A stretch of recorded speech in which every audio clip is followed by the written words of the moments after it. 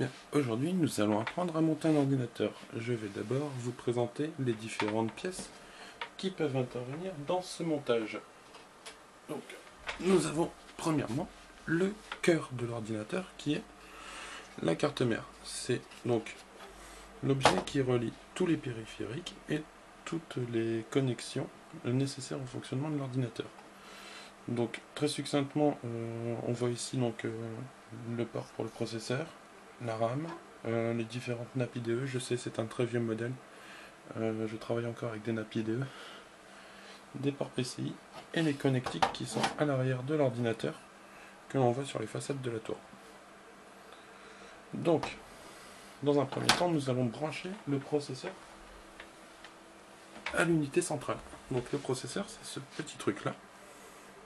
Voilà, donc doté de broches en dessous. Nous pouvons remarquer qu'il y a un des trompeurs sur ce processeur, puisque dans les coins ici, il manque des broches dans ces coins-là. Donc nous regardons sur la carte mère comment peuvent fonctionner ces coins-là. Donc nous voyons que les deux coins sont ici et ici. Donc pour brancher le processeur, il n'y a rien de plus facile.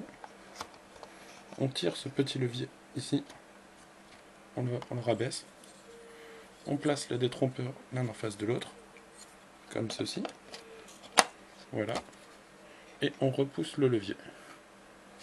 Voilà, donc là le processeur est connecté. Bon, sauf qu'un processeur ça chauffe, donc il faut lui mettre un petit ventilateur dessus. Le ventilateur il est là, donc nous allons le mettre sur le processeur, donc, comme ceci.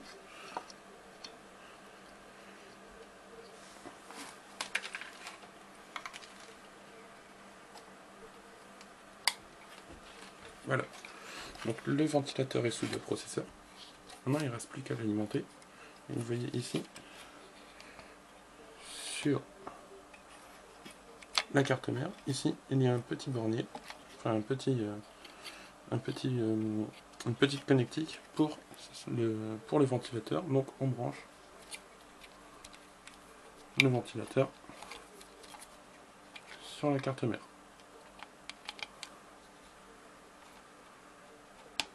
Et voilà. Bon, ensuite, c'est bien beau, mais l'ordinateur, on va lui mettre de la RAM. Donc la RAM qui sera située ici, sur ces deux ports-là.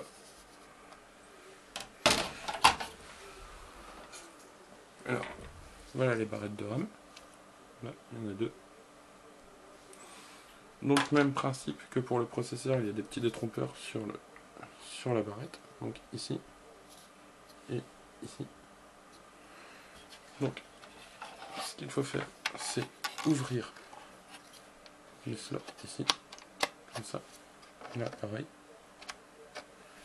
Ensuite, placer les détrompeurs face à face, comme ceci, et appuyer.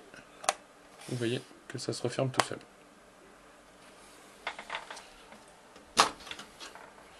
Pareil pour la deuxième ramette, comme ceci et comme ceci. Voilà. Et voilà. L'ordinateur dispose de RAM. Maintenant, nous allons brancher ce qu'on appelle les périphériques avec des nappes IDE. Alors, bien sûr, c'est un très vieux modèle, je le répète. C'est pour ça, maintenant, on est passé en SATA. Et moi, j'utilise encore des nappes IDE, vous voyez. Donc, pour différencier les nappes IDE, elles sont de 3 longueurs différentes. Et sur la carte mère, on voit qu'il y a les 3 ports avec des longueurs différentes.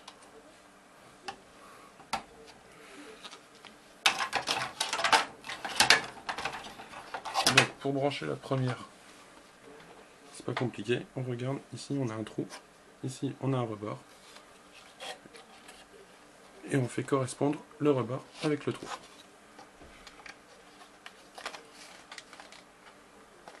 Voilà, le nappe est branché.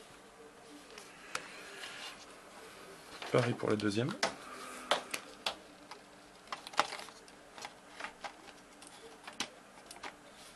Voilà.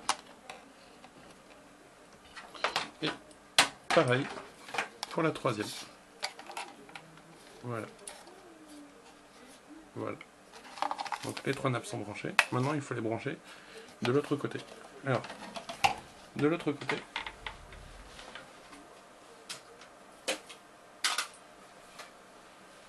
il y a 3 périphériques possibles. Donc le lecteur CD, le disque dur ou le lecteur de disquette. Bon, commençons par le lecteur de disquette. On prend la nappe, on regarde derrière, ici on a une série de broches. On branche, et voilà. Pareil pour la deuxième, on regarde derrière. On prend la nappe associée.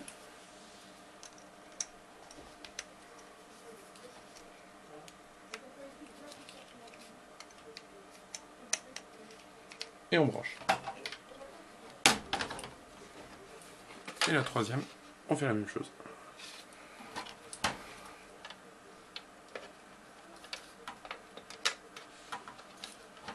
Et voilà. Bon, maintenant c'est bien beau, mais votre ordinateur ne s'allumera pas comme ça. Donc on prend le super truc, le boîtier d'alimentation avec toute sa panoplie de fils qui descendent derrière. Voilà. Donc on va le poser là par exemple. On va le poser là. Et maintenant, on va regarder sur la carte mère les connectiques possibles. Alors,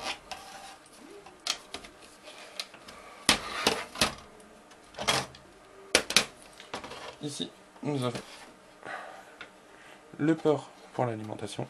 Ici, on branche.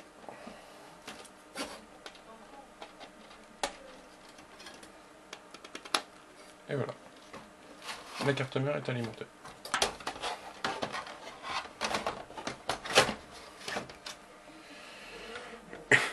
Donc pareil pour les périphériques, on prend par exemple ce fil là, voilà, on regarde derrière, on branche,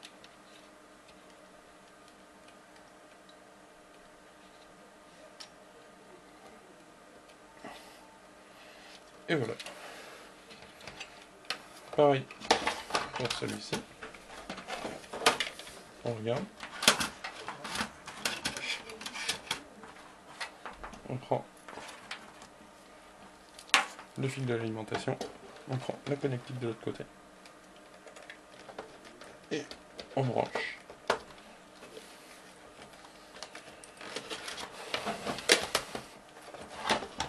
Bien sûr, le disque dur.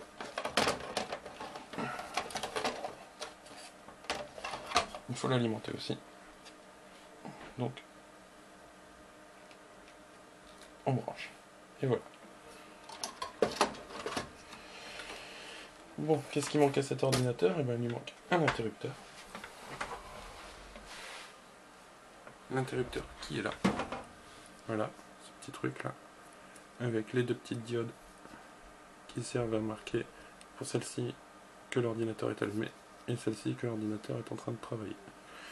Donc pareil, on a une petite broche avec un détrompeur qu'on retrouve sur la carte mère à cet endroit. Voilà, là ici, derrière les nappes en fait. Donc on branche, et voilà. Qu'est-ce qu'on peut brancher d'autre? Eh bien, une carte son, par exemple, ça peut toujours être sympa d'avoir une carte son avec soi. Donc là, on regarde les ports PCI qui sont tout en haut ici. Ici, il y en a 3. On branche. Et voilà. Pareil, une petite carte réseau, ça fait pas de mal. Toujours en PCI. Même principe. On branche. Et on appuie.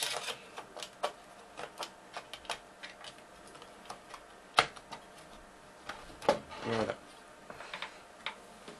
Ensuite, il faut transmettre le son du lecteur CD jusqu'à la carte son. Donc on va utiliser ce petit câble qu'on va brancher d'une part sur la carte son, comme ceci. On la branche sur la carte son et de l'autre côté, on la branche sur le lecteur CD. Voilà.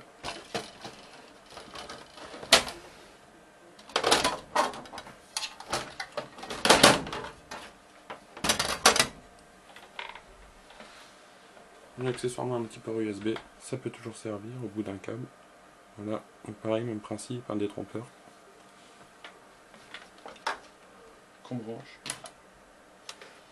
ici. Voilà. Bon, l'ordinateur est complet. Il ne reste plus qu'à brancher l'alimentation ici, de brancher l'écran de l'autre côté. Et pour cela, on va tourner la pièce. Voilà. Donc, la prise de l'écran est ici. La prise côté carte mère est là.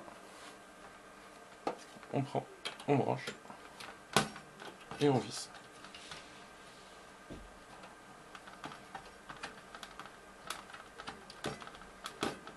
Voilà. Ensuite, il nous faut le clavier et la souris, évidemment. On ne pourrait pas faire grand chose. Voilà, ce sont ces deux fils là qu'on branche en bas ici. Donc un ici, l'autre à côté.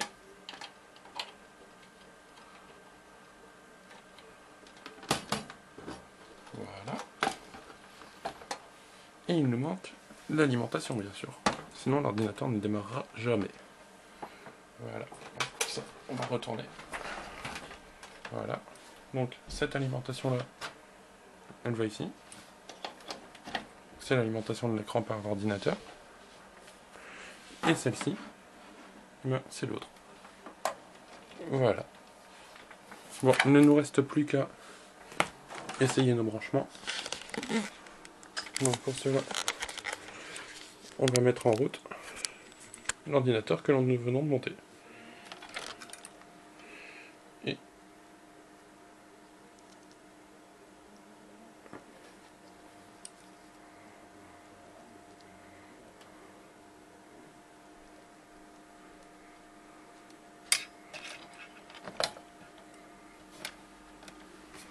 oui, j'ai pas branché la prise de l'autre côté.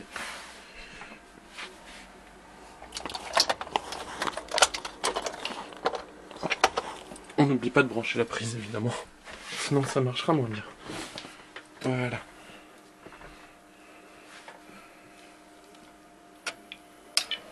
Et voilà. L'ordinateur fonctionne. On tourne. On va allumer l'écran.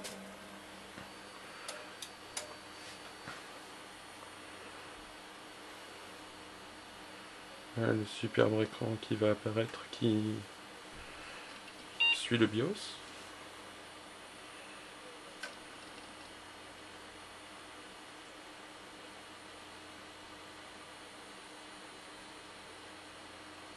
Un petit peu long, mais pas beaucoup de RAM.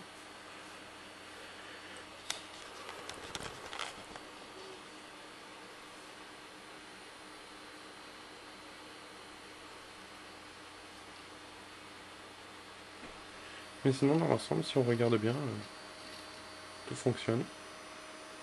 Donc, on peut tester. Hein. Donc, le lecteur CD.